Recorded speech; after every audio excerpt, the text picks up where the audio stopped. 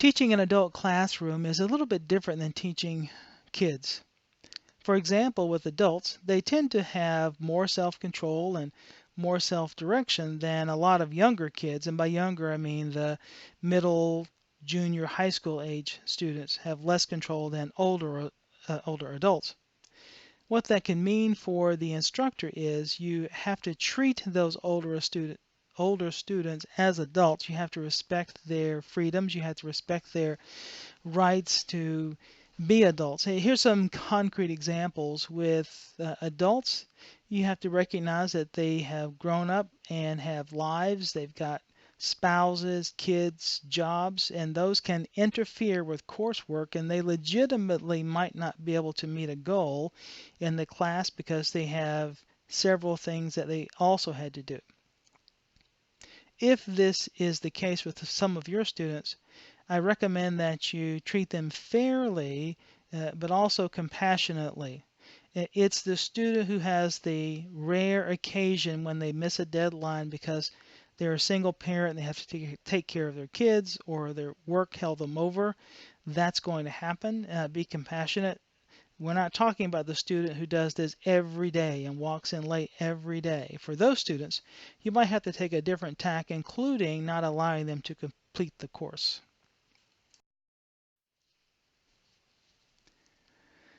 For coursework, I recommend that you use some problems and scenarios in order to bring the material home for students. It's essentially an accepted fact that we learn better, we hold lessons longer if the material is presented in a way that is relevant to our lives.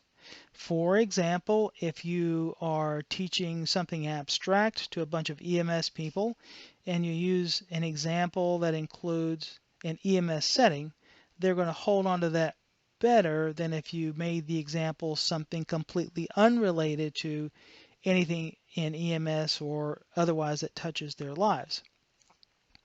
You can find out about your students by asking them, well, tell me something about you. One of the first things many instructors will have their students do in the first days of class is just ask, well, tell me a couple of things about you. Let me learn about your life just a little bit so that when examples are created during class, analogies are used during class, they can be tailored so that it at least begins to touch the majority of the classroom. Now think about your education. Are there any particular things that you've learned that were more relevant to you because the story that was told or the example that was used was something that was a part of your own life? Think about that whenever you're developing stories and or class lessons in the future. Some people are motivated by things outside of their brain, outside of their body, something that's extrinsic. For example, if you tell a student, we want you to go to class, we want you to do well enough to earn at least a B. If you do that, then the agency will pay for your course and you'll keep your job. Those are strong extrinsic motivations for a lot of people. For these students, once you take away that external incentive, they would be less likely, if not unlikely, to move towards that goal. Intrinsic motivation. This is when a person is moved based on something inside of them, like their feelings about wanting to be successful. For that person who wanted to go to class and earn at least a B, if they're doing it primarily because they want to help the community and they know that if they learn a lot, they'll be able to do more, that's an intrinsic kind of motivation. Most of us probably have a little bit of both. We want to earn a living, we want to be comfortable, but we also want to feel as though we've learned a lot. So it's unlikely you're completely one or the other, but there are some motivations that are strictly one or strictly the other. Now we're going to look at critical thinking skills. Critical thinking can be defined in multiple ways. For this course, we're going to generally define it as a process by which we look at a thing and we troubleshoot to see whether or not it is a strong enough argument to accept it.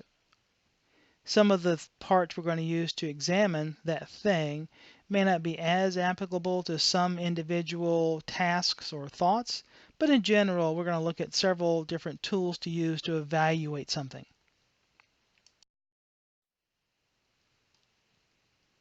For example, here, we'll pick something like I lifted a magazine up, opened it up, and I started reading about a brand new treatment for difficulty breathing in patients that EMS might come across. And this is in a magazine we're going to call the EMS Better Magazine for Healthcare. I've never seen it before, but I just saw it on the desk, so I picked it up. Now, the purpose of the article is clearly to teach me about this new treatment, and I'm hoping that by reading it, I'm going to get something that will help me treat patients in a way that I hadn't done before, and it's going to have better outcomes. Now, as I move around the wheel, I'll start with, well, what is the point of view of the author of this idea? Since it's an article, it's the author of the article. If it was somebody who walked up and just started talking to me, the point of view would be the person who was talking to me. What is their mental state? What are they trying to tell me, and what's the reason they're telling me this? How do they see the world? The magazine in this case seems to be an EMS related magazine, so it's got a focus on what I do, and it is reviewed by other people because I can see some listings for editors and reviewers. The question at issue, it said, was about treating those patients with difficulty breathing. Now, I go through the information. It seems to be of quality. It does have citations to other experts from other journals that I have heard of. So the information does look like, at least, that it has some medical rigor in it. There aren't a whole lot of ways to interpret this other than going through and seeing specifically what they say. Now, some interpretation could be this. Let's say that the author put in some statistical analyses to tell me that it does work better or not in this medical treatment. And if I see that they're inferring something about these statistics that they shouldn't, then I'd have to question their interpretation. Maybe they say that there is a negative correlation between giving this treatment and survival. Therefore, we should do it. That's exactly the opposite of what they should be thinking. With concepts, there aren't any brand new concepts beyond the treatment, but we look at those, and if there are any assumptions that the author was making or that I need to make. For example, do I assume that this is a quality journal or not? And what will be the consequences for this? It would be, am I really making any difference in treatment for patients, and could I hurt people by doing what they say? So purpose for that journal and reading it would be, what is the purpose and what's being reviewed or being done? Point of view is, what's the point of view of the person presenting it, and what is my point of view, and are there any biases in either of us? What exactly is being questioned here? For this case, it was the treatment of a patient. Where did this information come from, and is it reliable? In our case, it looked like it was an EMS journal. It seemed to have all of the stuff that an EMS magazine or journal would have. I would need to decide what this information means. Like I said, if they misinterpreted a basic statistical principle, then I'd have to question their interpretation. For concepts, I'd want to look at what are the things that the person is putting forth. Are they just basically sending me an idea in this magazine that's it just doesn't make sense? Are there some assumptions that the author made or that I'm making? And what are the consequences of me acting on what this journal says? All of these together help me know whether I should trust this journal and then make changes in practice.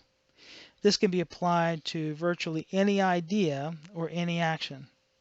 And we do this fairly commonly. If somebody walks up and hands you a box as you walk down the sidewalk, you might open the box and be happy and think, oh, great. So you want to not question anything about it.